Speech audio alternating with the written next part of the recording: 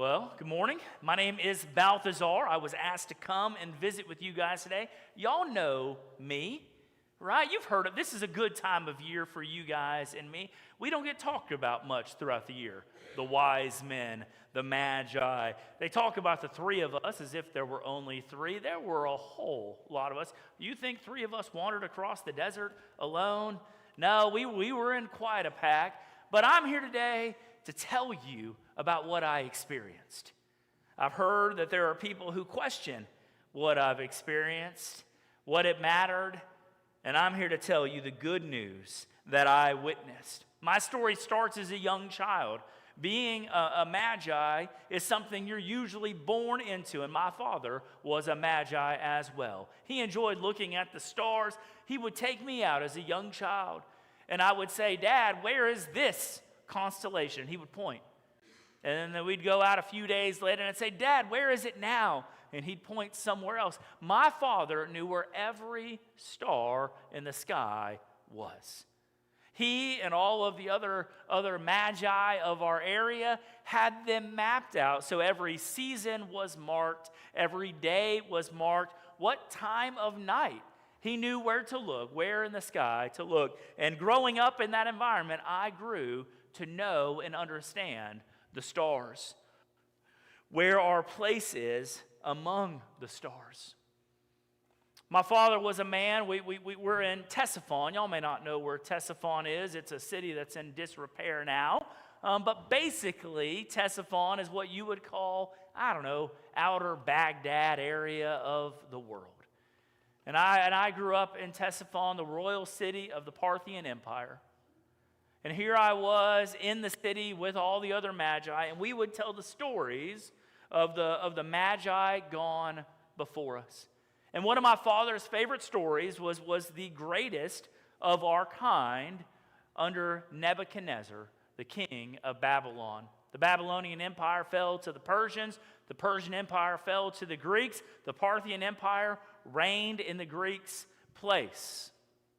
But there was a magi in Babylon who knew more than anyone of that day and age. His name was Daniel. And Daniel was a Jew, a Hebrew, who had been taken to Babylon under the great king Nebuchadnezzar, and was placed in Nebuchadnezzar's service. And the further Daniel went, the more it became apparent he understood the times.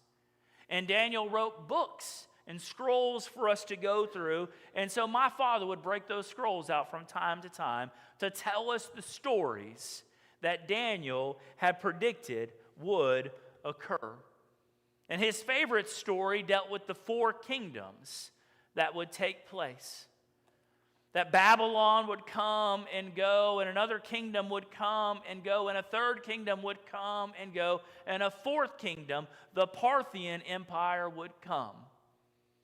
And inside of our empire, while we were still there, this individual would be revealed that Daniel called the Son of Man. And the Son of Man would come.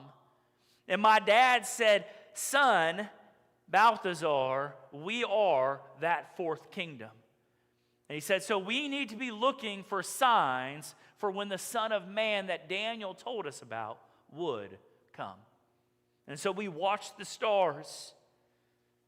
And my father died without ever seeing what I saw. But one day I was out looking at the stars, as was my course. And that star was where it should be. And that star was where it should be. And that one was where it should be. But that one was not where it should be. Something was wrong. I got my charts out. I looked it up again to make sure that my memory wasn't failing me. And sure enough, those stars were wrong. I called my friends over, my fellow magi. We gathered together and we looked at the charts together. And I said, "Do you see that star right there? It's not supposed to be there." See, stars are always where they're supposed to be. And they agreed, it isn't where it should be. That star is out of place. That star isn't where it should be. And I said, that is the sign. That is the sign that the king has come to Jerusalem. that Daniel, son of man, this one who's going to there's 70 weeks prophecies tied in with him as well. But this king, the son of man, is going to be born. We must go and see him. There's several hundred of us magi, and we were in the room discussing this, and only, a few handful of us decided to take the journey. Everyone saw the star. Everyone could tell that it wasn't where it should be, but only a couple of us decided it was worth following the star. I think that's true of your day as well. People can see the truth of Jesus. They've heard the story of this child who grew to be a man to die for the sins of the world, but even though they see it, they're not ready to take the steps to go and to worship him. But me and those who were with me set out to follow wherever it would lead. We knew that Jerusalem was the head of the Jewish religion, the Hebrew religion, and so we set ourselves towards Jerusalem. Today, you would take a plane or a car on a highway. We had camels back then. Camels, which would take us a solid 2.5 miles a day. We were 2.5 miles an hour. We're just riding 10, 12 miles a day. You know how long it takes to get from Ctesiphon to Jerusalem? 4 months. 4 long months. Eating food that tasted good when you got on the road, but not so good after month 1 or 2. We followed the Euphrates River north, and when we ran out of river, we headed across the desert west. This is a common caravan route. In fact, it's one of the most ancient routes that have been traveled in that region of the world. The father of the Jews, Abraham, traveled that same route to go from Ur of the Chaldees to the Promised Land in Canaan. I wondered sometimes as I was traveling and sitting on a rock as we were preparing our food, and our food was being prepared for us to eat. I was wondering, is this the rock that Father Abraham once sat on? The rocks don't change very much. They're kind of like stars. They are where they're supposed to be. But it was a costly journey. 4 months of our life, walking, riding a camel, eating old food, dried food. Y'all have jerky today, right? Our jerky was not as appetizing as the years and months went on. Eventually, we make it into Jerusalem. We get some advice that the baby was to be born. This King of the Jews was going to be born in the town of Bethlehem. So we travel through Jerusalem, another 5 or so miles into Bethlehem, and we are struck at what we see. This 4-month-old child being held by his mother with Joseph nearby. Just a child. We've seen a lot of kids in my life. It's not new to see a child. Most of you have seen a baby before. I saw a baby coming in the room earlier, little one there. It's just a baby, 4 months old, sitting in his mother's lap, being held, passed off to Joseph, passed off to the family members. And we thought, is this truly the Daniel's Son of Man?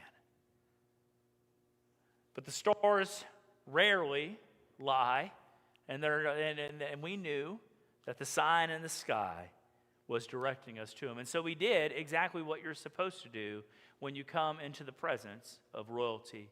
We bowed ourselves and paid homage to this little boy king.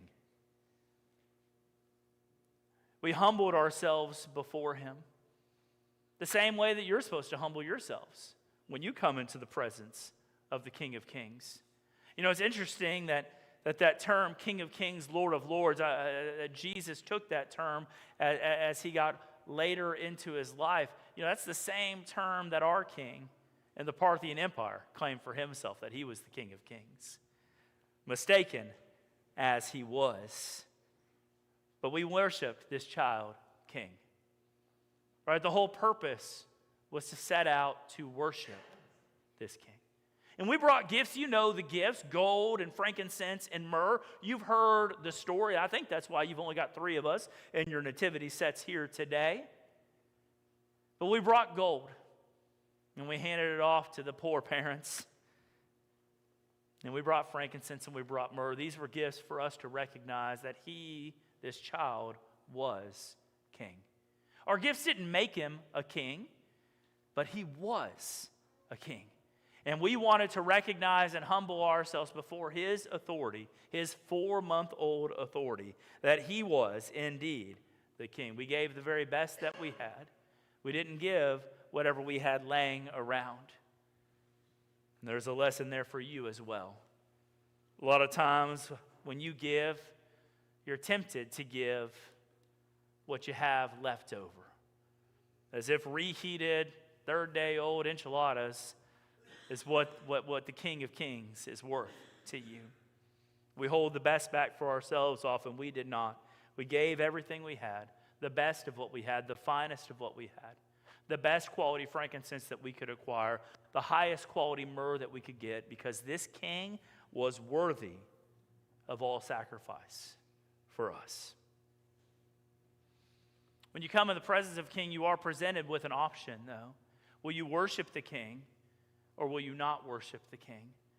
This option is really important because before we made it to Bethlehem, we did stop off and we spent the night in the palace with the king, Herod the Great. By the way, you're an arrogant person when you give yourself the moniker Herod the Great, as if that's some term that was given to him, right? It's like me calling myself a wise man, right? That's sort of a little bit arrogant, but here I am. So we spent the night with Herod the Great because we needed to know where to go. If the king wasn't in Jerusalem, where would this king of the Jews be born? And he sent one of his advisors, and they looked up, and the scriptures said it would be Bethlehem. That's how we got there. But as we were leaving the next morning, Herod stopped me, and he said, Balthazar, and I said, yes, sir. He said, when you find him, come back, tell me where he is, so that I can worship him too. Now, the stories of Herod were well known across the region. Herod was a petty, vengeful, insecure man. He killed his own brother for fear of his brother taking the throne from him. Herod was so insecure, he would not allow a king to be born, a king to be acclaimed in his region. And I knew as soon as he told me that when he said he wants to worship the king, it means that he wanted to put to death this king. See, we have a choice to what we're going to do with the king. Will we worship him, or will we refuse to do so? Will we elevate ourselves above him, or will we humble ourselves before him? Herod wanted to be above all. We were perfectly happy to give worship to the one who is above all things. So we spent the day there. It was a weird day, giving gifts in a small, little, cramped house. We're all piled into the town of Bethlehem. You look outside, there's camels as far as you can see. Each of us taking our turn to go see Mary and Joseph and this Son of Man, baby Jesus. I was told the name Jesus means the Lord saves. And as I got older, we saw the salvation of the Lord through him. We left that place and we went a different way. We went a different way because if we had gone back to Jerusalem, Herod would have required us to tell him where the baby was, or he would have killed us. And so we said we're going to bypass Jerusalem. It added another 4 days on to our journey, but what's 4 days when you're looking at another 4 months? And so we took a long route around Jerusalem. Changed, different, never the same. And as we went, we discussed what sort of child this would be. What's he going to do? We went back into Daniel's writings and we looked at the predictions of how the Jewish God would come and destroy kingdoms and establish this day of the Lord. And we waited for that to happen. When you come into the presence of God, you leave changed. You can't come out the same way as you went in. That's what we realized as we wandered back. But I often thought about those who didn't come with us. Those back home in Ctesiphon, still spending their nights looking at the stars, seeking for meaning, missing out on the only true meaning in the world that was found in the arms of a loving mother in a small town in Bethlehem. Guys, you're here today. You came here today. You woke up, you got dressed, you came here to see a time-traveling wise man. Good job. For some of you, that was a good sacrifice. It took a lot for you to do that. I want you to know, no matter how far you think you've come, Jesus Christ, the Son of Man, came further for you. He came to save you, and he came to rule your life. Not as a king like Herod, who's seeking through his own insecurity to demand from you, but to direct you in ways towards God's good plan. So my question for you is this: will you worship him? Are you ready to worship him? Are you ready to humble yourselves as we did, to fall on your face before the Son of Man, and to give the very best that you have in honor of the one who came to save you? He came to save you. You're here today. Why have you come here?